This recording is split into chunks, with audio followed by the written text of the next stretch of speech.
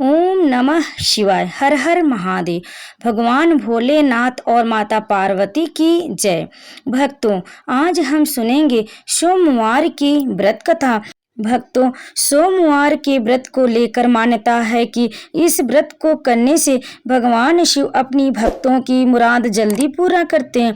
सोमवार का दिन भगवान शिव को समर्पित है, इसलिए इस दिन भगवान शिव की पूजा और व्रत करने का महत्व और अधिक बढ़ जाता है। यदि आप सोमवार के व्रत करते हैं तो आपको सोमवार की व्रत कथा पढ़ना या सुनना बहुत जरूरी है, क्योंकि इसके बिना आपका व्रत अधूरा माना जाएगा। तो भक्तों, चलिए सुनते हैं सोमवार की व्रत कथा। देवों के देव महादेव बहुत ही भोले माने जाते, इसलिए उनका एक नाम भोलेनाथ भी। पौराणिक मान्यता के अनुसार भगवान शंकर को प्रसन्न करने के लिए किसी भी तरह के खास विशेष पूजन की आवश्यकता नहीं होती, क्योंकि कहा जाता है कि वह तो भोले हैं और भक्त के मन से की गई क्षणिक मात्र की भक्ति से ही वह प्रसन्न हो जाते। अगर आप भी शिव की भक्ति और कृपा पाने के लिए सोमवार का व्रत करते हैं तो इस कथा से भोलेनाथ को प्रसन्न कर सकते। तो भक्तों, ध्यान पूर्वक इस कथा का अंत तक श्रवण अवश्य करें और कमेंट में हर हर महादेव अवश्य लिखें। एक बार किसी एक नगर में एक साहूकार था। उसके घर में धन की कोई कमी नहीं थी, लेकिन कोई संतान न होने के कारण वह बहुत दुखी था। संतान प्राप्ति के लिए वह हर सोमवार को व्रत रखता था और पूरी श्रद्धा के साथ शिव मंदिर जाकर भगवान शिव और माता पार्वती की पूजा करता था। उसकी भक्ति देखकर एक दिन माँ पार्वती प्रसन्न होकर भगवान शिव से साहूकार की मनोकामना पूर्ण करने का निवेदन किया। पार्वती जी के आग्रह पर भगवान शिव ने कहा कि हे पार्वती, इस संसार में हर प्राणी को उसके कर्मों का फल मिलता है और जिसके भाग्य में जो हो उसे भोगना ही पड़ता है। लेकिन पार्वती जी ने साहूकार की भक्ति देखकर उसकी मनोकामना पूर्ण करने की इच्छा व्यक्त की। माता पार्वती के आग्रह पर शिव जी ने साहूकार को पुत्र प्राप्ति का वरदान तो दिया, लेकिन उन्होंने बताया कि यह बालक 12 वर्ष तक ही जीवित रहेगा। माता पार्वती और भगवान शिव की बातचीत को साहूकार सुन रहा था, इसलिए उसे ना तो इस बात की खुशी थी और ना ही दुख। वह पहले की भांति शिव जी की पूजा करता रहा। कुछ समय के बाद साहूकार की पत्नी ने एक पुत्र को जन्म दिया। जब यह बालक 11 वर्ष का हुआ तो उसे पढ़ने के लिए काशी भेज दिया गया। साहूकार के पुत्र मामा को बुलाकर उसे बहुत सारा धन देते हुए कहा कि तुम इस बालक को काशी विद्या प्राप्ति के लिए ले जाओ। तुम लोग रास्ते में यज्ञ कराते जाना और ब्राह्मणों को भोजन दक्षिणा देते हुए जाना। दोनों मामा भांजे इसी तरह यज्ञ कराते और ब्राह्मणों को दान दक्षिणा देते काशी नगरी निकल पड़े। इस दौरान रात में एक नगर पड़ा, जहां नगर के राजा की कन्या का विवाह था, लेकिन जिस राजकुमार से उसका विवाह होने वाला था वह एक आंख से काना था। राजकुमार के पिता ने अपने पुत्र के काने होने की बात को छुपाने के लिए सोचा क्यों न उसने साहूकार के पुत्र को दूल्हा बनाकर राजकुमारी से विवाह करा दो।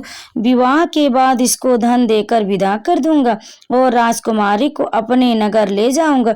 लड़के को दूल्हे के वस्त्र पहनाकर राजकुमारी से विवाह करा दिया गया।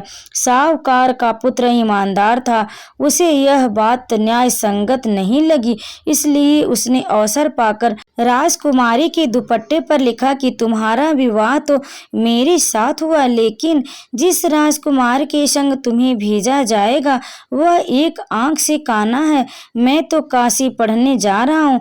जब राजकुमारी ने चुन्नी पर लिखी बातें पढ़ी तो उसने अपने माता पिता को यह बात बताई। राजा ने अपनी पुत्री को विदा नहीं किया। फिर बारात वापस चली गई। दूसरी ओर साहूकार का लड़का और उसका मामा काशी पहुंचे और वहां जाकर उन्होंने यज्ञ किया। जिस दिन लड़का 12 साल का हुआ उस दिन भी यज्ञ का आयोजन था। लड़के ने अपने मामा से कहा कि मेरी तबीयत कुछ ठीक नहीं है।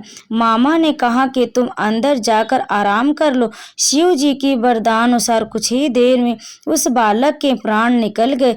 मृत भांजे को देख उसके मामा ने विलाप करना शुरू किया। संयोगवश उसी समय शिव जी और माता पार्वती उधर से जा रहे थे। माता पार्वती ने भोलेनाथ से कहा, स्वामी, मुझे इसके रोने के स्वर सहन नहीं हो रहे। आप इस व्यक्ति के कष्ट को अवश्य दूर करें।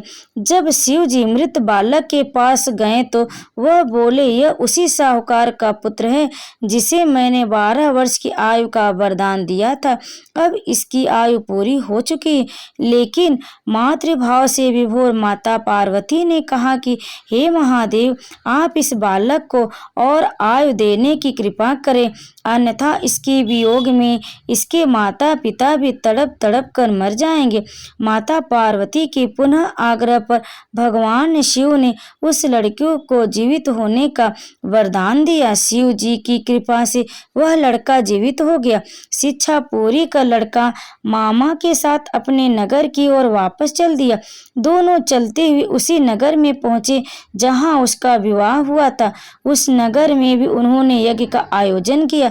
उस लड़के के सास ससुर ने उसे पहचान लिया और महल में ले जाकर उसकी खातिरदारी की और अपनी पुत्री को विदा किया। इधर साहूकार उसकी पत्नी भूखे प्यासे रहकर बेटे की प्रतीक्षा कर रहे थे।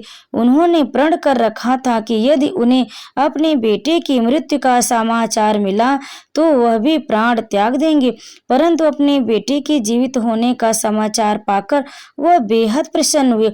उसी रात भगवान शिव ने साहूकार के स्वप्न में आकर कहा, हे श्रेष्ठी, मैंने तेरे सोमवार के व्रत करने और व्रत कथा सुनने से प्रसन्न होकर तेरे पुत्र को लंबी आयु प्रदान की। इसी प्रकार जो कोई सोमवार व्रत करता है या कथा सुनता और पढ़ता है उसके सभी दुख दूर होते और सभी मनोकामनाएं पूर्ण होती है।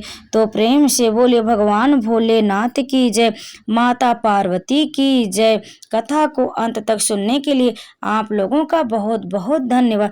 जो भी इस कथा को अंत तक सुने उसकी समस्त मनोकामनाएं पूर्ण हो, उसकी और उसके परिवार पर हमेशा भोलेनाथ की कृपा सदैव बनी रहे।